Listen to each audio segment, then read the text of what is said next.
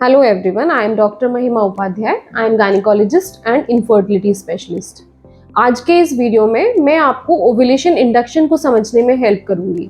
Ovulation induction एक बहुत ही common procedure है और ये बेसिकली उन पेशेंट्स के लिए हम इस्तेमाल करते हैं जिनको कंसीव करने में दिक्कत हो रही है, जिनको इनफर्टिलिटी की प्रॉब्लम्स हैं। बहुत सारे कपल्स ऐसे होते हैं कि जो कई साल से ट्राई करने के बावजूद भी कंसीव नहीं कर पा रहे हैं। अब ओव्यूलेशन इंडक्शन क्या है, हम क्यों करते हैं, हम कैसे करते हैं, इसमें हम कितनी बार पेशेंट को विजिट के लिए बुलाते हैं और इसमें हम किन मेडिसिन्स का इस्तेमाल करते हैं, क्या इसके साइड इफ़ेक्ट्स हो सकते हैं, इन सब के बारे में हम इस वीडियो में डिटेल में बात करेंगे। लेकिन ये सब जानने से पहले हमें ये जानना ज़रूरी है कि ओव्यूलेशन क्या है। ओव्यूलेशन एक नेचुरल प्रोसीजर है जो नॉर्मल मेंस्ट्रुअल साइकिल्स होती हैं उनमें बेसिकली पीरियड्स स्टार्ट होने पर मेंसेस स्टार्ट होने पर उसके सेकेंड या थर्ड डे से ओवरीज में कुछ फॉलिकल्स का रिक्रूटमेंट होता है, कुछ फॉलिकल्स की ग्रोथ होनी स्टार्ट होती है और वो follicles day by day till the middle of the cycle size में बढ़ते हैं। उसमें से एक जो सबसे अच्छा फॉलिकल होता है, सबसे अच्छी ग्रोथ उस फॉलिकल की होती है और वो फॉलिकल में एक मैच्योर एग होता है।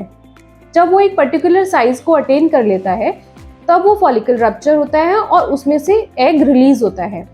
तो ये प्रोसेस जो फॉलिकल्स में से एग का मैच्योर एग का रिलीज होना है, इसको हम ओव्यूलेशन कहते हैं।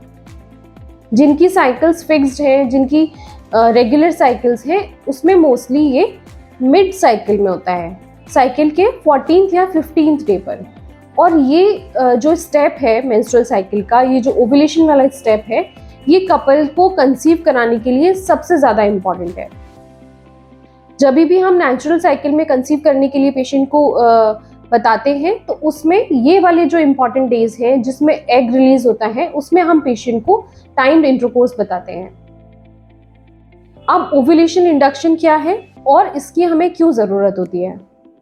बहुत सारे पेशेंट्स ऐसे होते हैं जिनकी साइकिल्स रेगुलर नहीं होती या जिनमें ये स्टेप ऑफ ओव्यूलेशन नहीं होता, उनकी साइकिल्स एनोव्यूलेटरी होती हैं, जैसे पॉलीसिस्टिक ओवरी डिजीज़, जैसे कई बार कुछ हार्मोन्स के इम्बैलेंसेस या कुछ ओबेसिटी वाले केसेस में, या किसी को कुछ और प्रॉब्लम्स भी हैं जिसमें वो कोई और मेडिकेशंस यूज़ कर रहे हैं।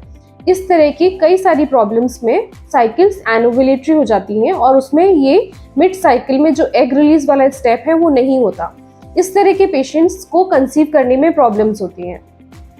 या कई बार उनका डिसऑर्डर ओव्यूलेशन होता है, यानी कि मिड साइकिल में ना होकर कभी भी होता है, जिससे कि पेशेंट को कंसीव करने में डिले होता है। इस तरह के पेशेंट्स में हम ओव्यूलेशन इंडक्शन का इस्तेमाल करते हैं। अब ओव्यूलेशन इंडक्शन क्या है। ओव्यूलेशन इंडक्शन एक ऐसा मेथड है जिसमें हम जो नेचुरली जो प्रोसेस है, जो साइकिल्स के सेकेंड डे से फॉलिकल्स का सिलेक्शन और फॉलिकल्स का यानी कि एग्स का साइज में बढ़ना शुरू हो रहा होता है, उसको हम थोड़ा सा इन्हांस करते हैं, उसको हम थोड़ा सा बढ़ाते हैं। इसमें हमें कुछ मेडिसिन की हेल्प चाहिए होती है, जो ओरल मेडिसिन भी हो सकती हैं या कई बार कुछ केसेस में इंजेक्शंस की भी इस्तेमाल की ज़रूरत पड़ती है। हम पेशेंट को पीरियड्स के सेकेंड या थर्ड डे पर बुलाते हैं और उसके कुछ बेसिक टेस्ट करके, जिसमें कुछ ब्लड टेस्ट हैं और एक अल्ट्रासाउंड है, वो करने के बाद एक राइट टाइप ऑफ मेडिसिन या राइट टाइप ऑफ इंजेक्शंस और डोज डिसाइड करते हैं और वो पर्टिकुलर पीरियड ऑफ टाइम के लिए पेशेंट्स को देते हैं। फिर उसके बाद सवाल ये है कि अगर हम ओव्यूलेशन इंडक्शन करते हैं तो हम उसको कैसे मॉनिटर करते हैं और उसमें पेशेंट को कितनी बार क्लिनिक विजिट करना होता है। हम एक पर्टिकुलर टाइम के लिए वो पेशेंट को मेडिसिन देने के बाद उसको साइकिल के 7th या 8th डे पर बुलाते हैं या कई बार 9th डे पर भी बुलाते हैं। फिर उसके बाद हम पेशेंट का अल्ट्रासाउंड करते हैं और उसमें उस पर्टिकुलर फॉलिकल जो हमने मेडिसिन देने के साथ में उस एग की साइज को बढ़ाया है, उस फॉलिकल की साइज को बढ़ाया है, उसको हम अल्ट्रासाउंड से मॉनिटर करते हैं। इस मॉनिटरिंग की रिक्वायरमेंट हमें कई बार पड़ सकती है, ये डिपेंड करता है, ये वेरिएबल है, ये पेशेंट टू पेशेंट अलग हो सकता है। कभी किसी की साइज अच्छी इंक्रीज हो रही होती है, कभी किसी की नहीं हो रही होती है, तो हम उसके बेसिस पर पेशेंट को अल्ट्रासाउंड की असेसमेंट की बेसिस पर पेशेंट को नेक्स्ट विजिट के लिए बुलाते हैं। ये विजिट ऑल्टरनेट भी हो सकती हैं या 2 दिन के अंतर पर भी हो सकती हैं, या कई बार हमें डेली भी बुलाना पड़ता है। ये विजिट हमें तब तक करना पड़ता है जब तक कि हमें एप्रोप्रिएट साइज का फॉलिकल अल्ट्रासाउंड में नहीं दिखता। जब वो एप्रोप्रिएट साइज ऑफ फॉलिकल हमें अल्ट्रासाउंड में दिखाई देती है, तब हम एक पर्टिकुलर इंजेक्शन का इस्तेमाल करते हैं जो एग की मैच्योरिटी के लिए या एग को रिलीज कराने के लिए है। उस इंजेक्शन को लगाने के बाद फिर से हमें एक बार पेशेंट को 36 आवर्स पे या 48 आवर्स पे बुलाना होता है, ये चेक करने के लिए कि ओव्यूलेशन हुआ या नहीं, यानी कि वो जो मैच्योर फॉलिकल था उसमें से एग रिलीज हुआ कि नहीं। उसके बेसिस पर हम नेक्स्ट स्टेप डिसाइड करते हैं कि पेशेंट अगर नेचुरली ट्राई करना चाहता है या IUI यानी कि इंट्रा यूट्राइन इंसेमिनेशन की हेल्प लेना चाहता है। ये ओव्यूलेशन इंडक्शन और फॉलिकुलर मॉनिटरिंग, ये दोनों बहुत रिलेटेड प्रोसीजर हैं और हम मोस्टली सारे ओव्यूलेशन इंडक्शन में फॉलिकुलर मॉनिटरिंग जो अल्ट्रासाउंड से होती है उसके साथ में करते हैं। अब अगला सवाल ये है कि क्या इसके साइड इफेक्ट्स हो सकते हैं। ओव्यूलेशन इंडक्शन के कई तरह के साइड इफेक्ट्स हो सकते हैं, जिसमें एक जो कुछ कॉमन साइड इफेक्ट्स हैं उसमें है एक मल्टीपल प्रेगनेंसी। क्योंकि हम पेशेंट को कुछ मेडिसिन की हेल्प से फॉलिकल्स की साइज को बढ़ाने में हेल्प दे रहे हैं, तो कई बार मल्टीपल फॉलिकल्स की डेवलपमेंट हो जाती है और वो हर एक फॉलिकल एक एग बनाने की कैपेसिटी रखता है और इस तरह एक एग से एक प्रेगनेंसी डेवलप होती है, तो मल्टीपल फॉलिकल से मल्टीपल प्रेगनेंसी बनने के चांसेस बढ़ जाते हैं। हालांकि क्योंकि हम इसमें मॉनिटरिंग भी कर रहे होते हैं, तो ये चांसेस सिर्फ 10 से 15% ही होते हैं।